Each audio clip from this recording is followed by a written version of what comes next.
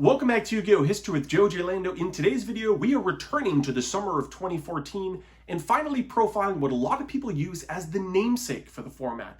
Today, we will be profiling hand, artifact, trap tricks variants, often abbreviated and called hat decks. This is one of the most trap-centric decks that saw success in the summer of 2014, along with other decks like Bujins and Kirgias. This is a deck that utilizes the versatility of the hands, both fire hand and ice hand, in addition with the Trap Tricks engine, allowing you to search cards like Bottomless Trap Hole and Trap Tricks Trap Hole Nightmare, and then bringing it all together with the power of Artifact Sanctum, usually in combination with at least Artifact Moral Tech, but sometimes Artifact Beagle Tech. We'll talk a little bit about some of those variants as we proceed today. This format, as I talked about in some of my previous videos, is one of the most diverse Nationals formats that you're going to see. Now, naturally, the Nationals in the United States, the North American World Championship qualifier, saw two hat players in the finals, obviously eventually won by the late Corey McDuffie. The format as a whole, though, was not dominated by one deck. Hat had a lot of success at Nationals, but this is a format where we saw individuals like Chris LeBlanc win with Medolces, Sylvans have success along the ways, variety of Dragon Rilla decks, Mermills, obviously Girgia, the list goes on. And it is honestly one of the most enjoyable formats to play in terms of retro Yu-Gi-Oh! But without further ado, let's take a look at a 2014 hat deck profile, a deck that could have easily seen success at the 2014 World Championship qualifiers, whether that was in the United States or anywhere else in the world. All right, we'll start with the hand traps. 2 copies of Max C. This card basically can 1-for-1, even in matchups where your opponent's not going to special summon a lot. Your opponent uses Artifact Sanctum, for example, you 1-for-1 off the Mortal Tech.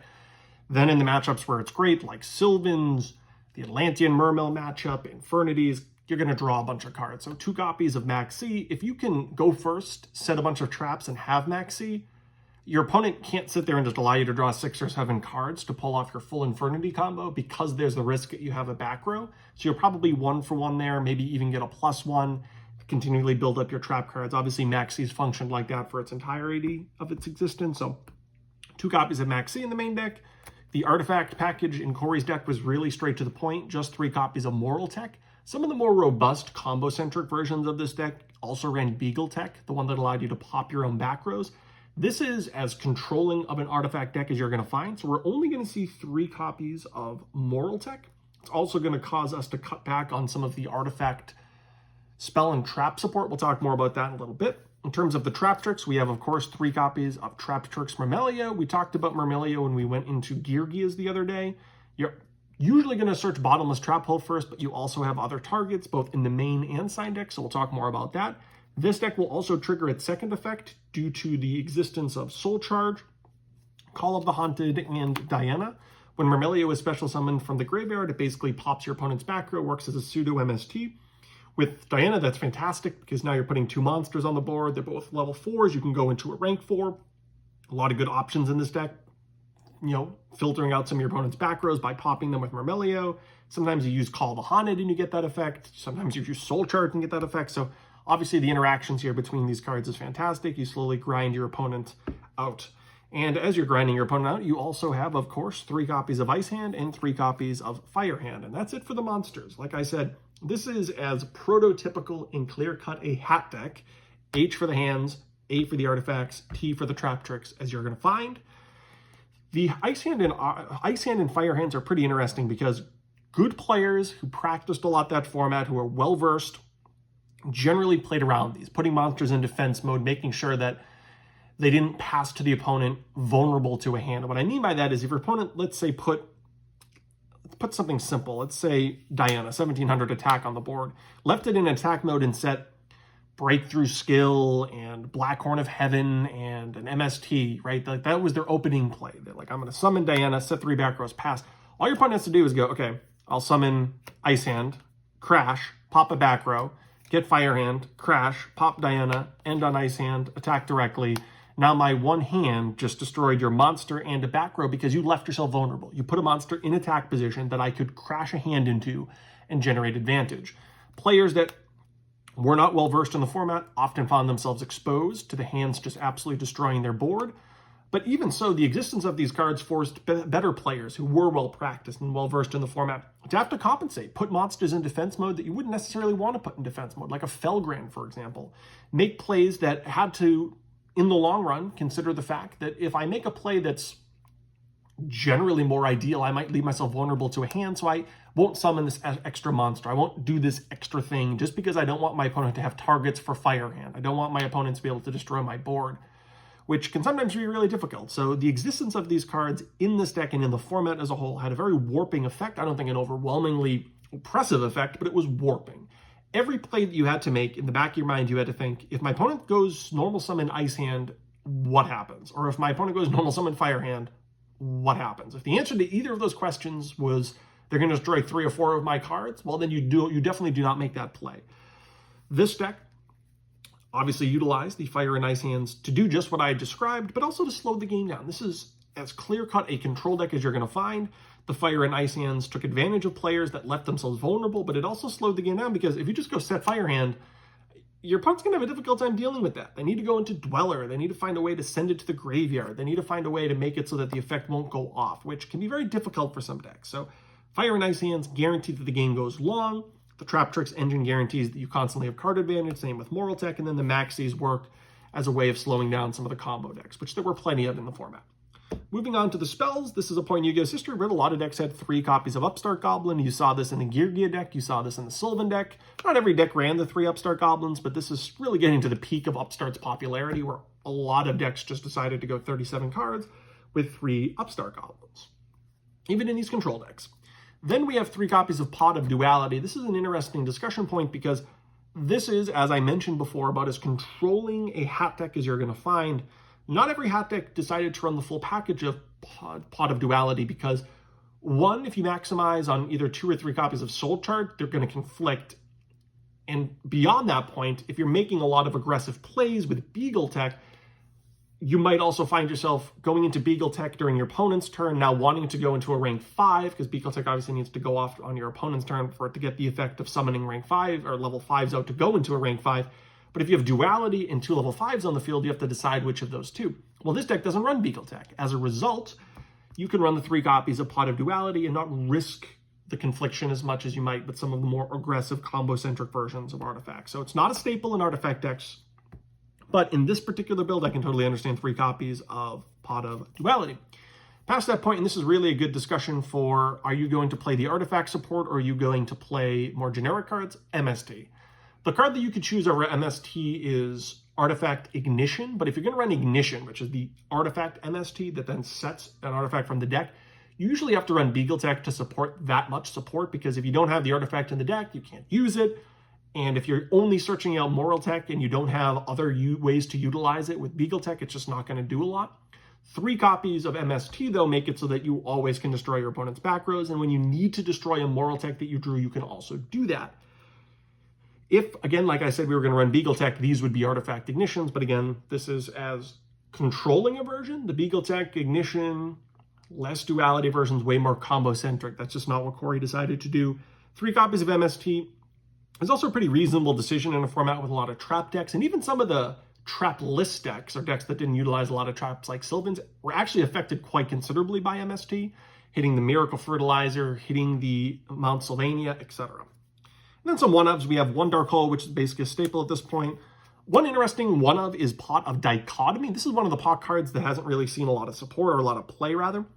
This deck has all different types, monster types. We have Pyros, Aquas, Plants, Insects. We actually have 5 insects if you include Maxi, and then Fairies. What Pot of Dichotomy allows you to do is shuffle 3 different types, so basically 1 of each. 1 plant, 1 insect, 1 fairy, 1 aqua, 1 pyro, 1 fairy, etc. And then draw 2. Start of main phase 1, kind of like Cold Wave type effects if you're familiar with that. But start of main phase 1, that's useful because putting back hands into your deck is obviously great, right? You could go through all of them, probably not actually activating each of their effects, because if you got off all 6 hand effects, you probably win the game with that much advantage. But just by naturally drawing into them and grinding, putting back a Moral Tech when you only have 3 Sanctums in your deck, maybe you drew double Moral Tech in the game, can be really useful. And it's just card advantage, right? You draw 2. So one of the coolest uses of Pot of Dichotomy, a card I really think is awesome, but a card that never really saw a lot of love.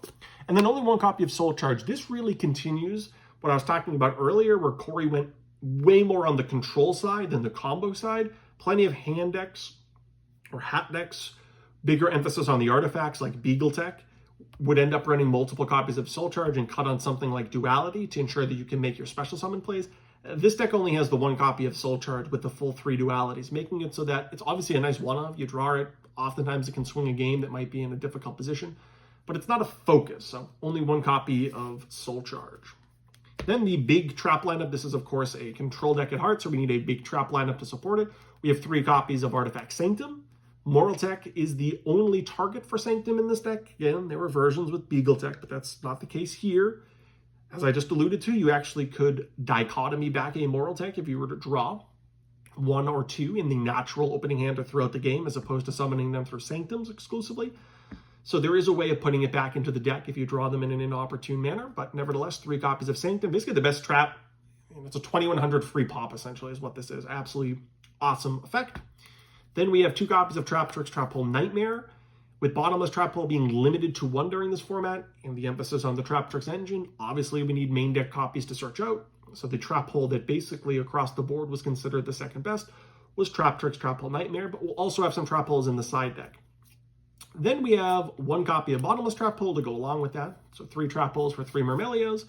1 Call of the Haunted, an interesting inclusion in this deck. I talked a little bit about the fact that this is a control version as opposed to a combo version, and Call of the Haunted I think actually fits in both. The reason you run Call of the Haunted is all of the Trap Tricks monsters have secondary effects. So comboed with Myrmelio, it's a pseudo MST. With Diana, the effect's not great, but it does let you reset a Trap Hole, at least for 1 turn.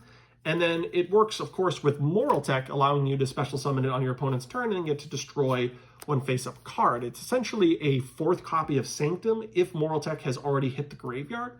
And then you could even theoretically summon a hand and crash. Like, for example, if your opponent deals with the first hand with something like, Solemn Warning or some type of effect that stops it from going off, you can Call the Haunted a hand and then crash, and your opponent might not be expecting that. So Call of the Haunted, obviously really useful when we're talking about synergizing with basically every type of monster in the deck, minus Max C. It's also one of the ways of actually putting 2 level 5 monsters on the field. This deck has the single Soul Charge, but because it's not running Beagle Tech, it's difficult to put 2 level 5s on the field. But if you sing them for a level 5 Moral Tech, you Call the Haunted a Moral Tech, now you actually can get to your turn with 2 level 5s on the board, which could be useful.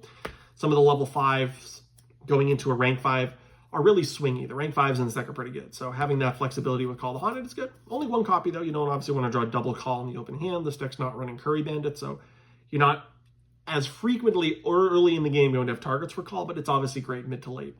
1 copy of Wiretap is an interesting discussion point.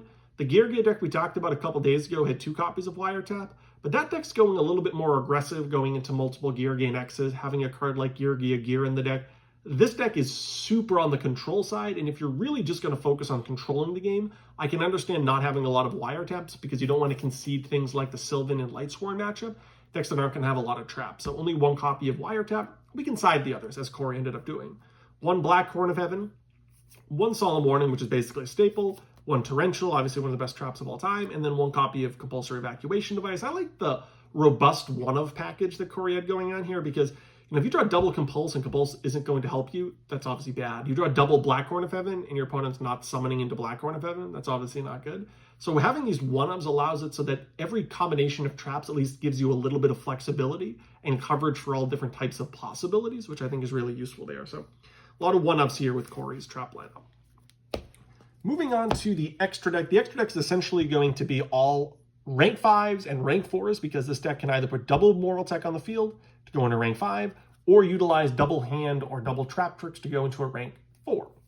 We'll start with Tiras. Tiras is an interesting one because Soul Charge is one of the most common ways of actually going into a rank 5, and Tiras needs the battle phase to do anything, but it has that protection effect, so I can understand the inclusion. We have Durandal. Durandal is better in the Beagle Tech versions because it's more likely that you actually have a Moral Tech set. This can essentially make it so that you change your opponent's card effect, change it into an MST. That's useful because if you have a Moral Tech set, you can basically make it so the MST or Moral Tech, which is obviously really good. but it also stops Soul Charge, right? It's basically one of the only ways of negating a Soul Charge effect. And if you make your opponent Soul Charge into MST, your maybe dead MST if it's against Sylvans, that's actually not bad. So Durandal does have some use even if this deck's not running Beagle Tech. Then we have Pleiades, which is probably the best one, the one you're going to go into the most often. It's an interruption on your opponent's turn. That term interruption is not something that people really used a lot in 2014, but using modern Yu-Gi-Oh terminology, obviously we know what interruptions are. Having a quick effect interruption of bouncing is obviously fantastic. Then we have the Volcasaurus Gaia Charger package. This is really common in any deck that has level 5s. Volcasaurus allowing you to destroy and burn from one of your opponent's monsters, and then immediately go into Gaia so you actually can conduct your battle phase with Piercing. Then for the rank 4s, we have Roach, really good against the Dragon Rulers and a few other matchups here or there, having use in the extra deck's fine. Rhapsody's really good because every deck, not every deck, but just about every deck seemingly wants to utilize Soul Charge. This can start to pick off Soul Charge targets. It can manipulate the quantity of waters in the Mermail matchup. It can get rid of Dragon Rulers. This isn't 2013 Dragon Rulers where you can have 3 of all of them and the baby dragons even.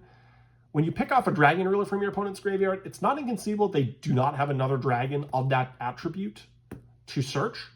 They might only have 1 Wind Dragon beyond Tempest, maybe just Mythic Water Dragon, maybe just 1 Mythic Earth Dragon. So you can, depending on the point of the game, pick off Dragon Rulers and make it so they don't actually get to search, which is obviously really good. And even if they do search, sometimes just picking up the Dragon Rulers is worth it.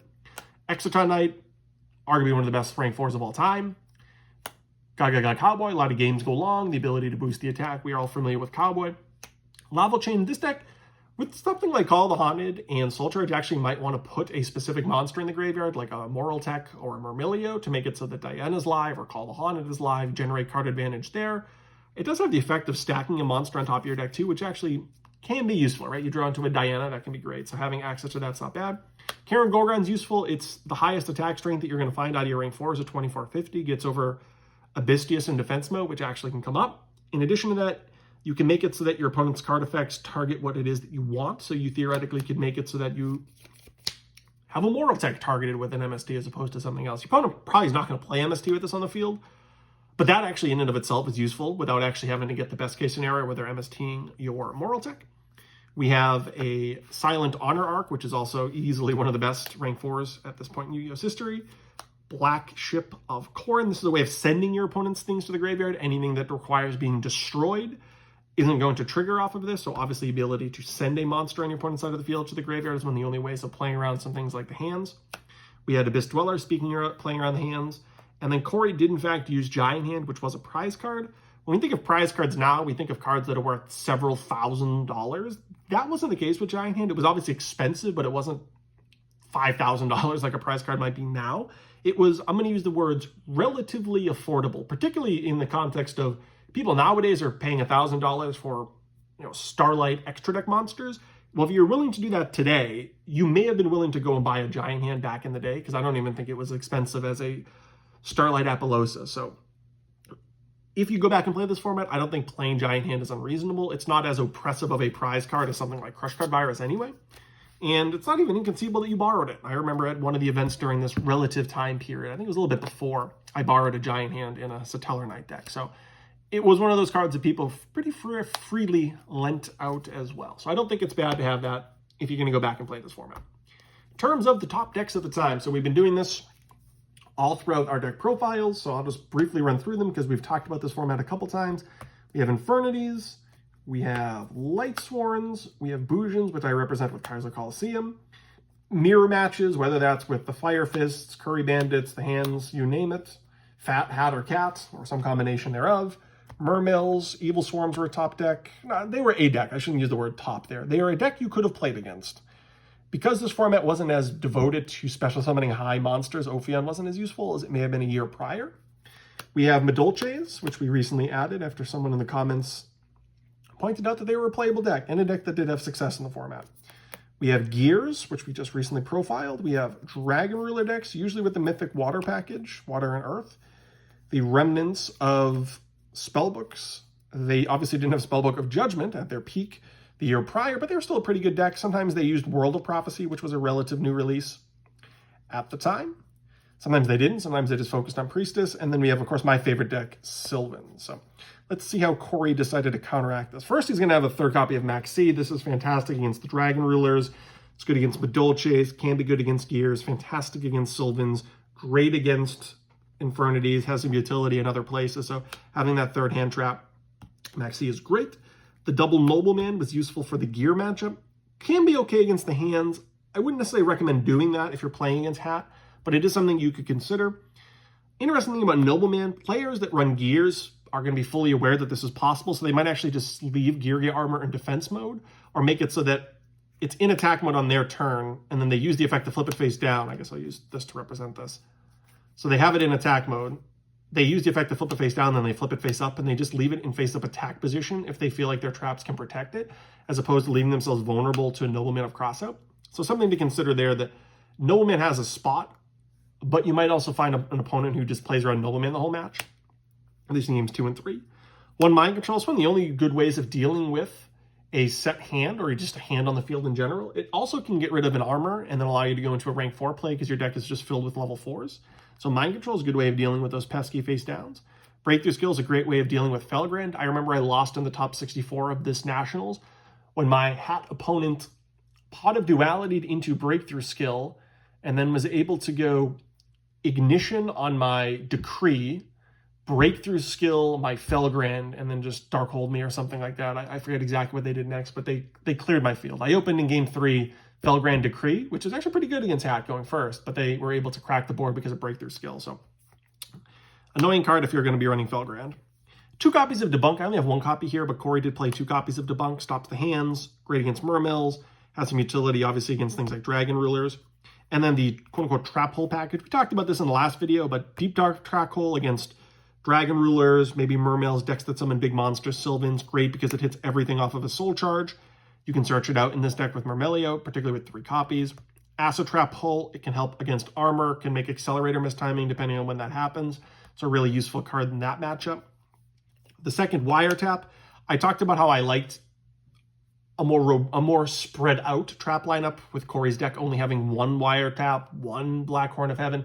If you are going to play against the trap decks though, even though you're not comboing per se, it is useful to have multiple copies of Wiretap because you know you're running against the deck with a lot of traps as opposed to game 1 potentially going against Sylvans or Lightsworns. So having that second Wiretap there is great. A Soul Drain, fantastic. Floodgate against something like Dragon Rulers, obviously. So Soul Drain, good against Mermills. Any deck that can set monsters and is trap heavy, I love Needle Sailing. 1 copy of Needle Sailing I've always found to be great, whether that's in Gears or a deck like this. You can set the hands, build up a game state where you Needle Sailing. Maybe you can chain it to something to make another card miss timing. It's really one of those awesome flexible cards. You know when you have it, so you can set it up accordingly. And then 1 copy of the Transmigration Prophecy, kind of like a DD Crow. But with this deck, you can hit obviously 2 cards. That's what it does. But against decks with Soul Charge, that might sometimes be better. It's obviously good going first. It's better going first than DD Crow is. But obviously it's not that great going second. If your opponent goes Soul Charge with Lone Fire and you have this inside of DD Crow, you're going to feel silly. But going first, I can understand it being pretty good. And it actually has some utility shuffling back your Moral Tech. So I can understand choosing this over DD Crow. Maybe you feel like with the 3 Maxis, that's enough hand traps. Is 1 DD Crow enough of an interruption against something like Sylvans? Would I rather have the flexibility of making it so that I can put back my own Moral Techs or my hands? A little bit of a debate there, but the 1 Transmigration Prophecy has some utility. Shuffling back things that Soul Charge targets, shuffling back your own cards, maybe doing a little bit of each because you can target both graveyards. So the Transmigration Prophecy as the 15th card. But nevertheless, this is Corey McDuffie's exact deck that took first place at the 2014 North American World Championship qualifiers. It's Joe Giorlando for Yu-Gi-Oh! History. Thank you for watching. Check back soon for plenty more Yu-Gi-Oh! content.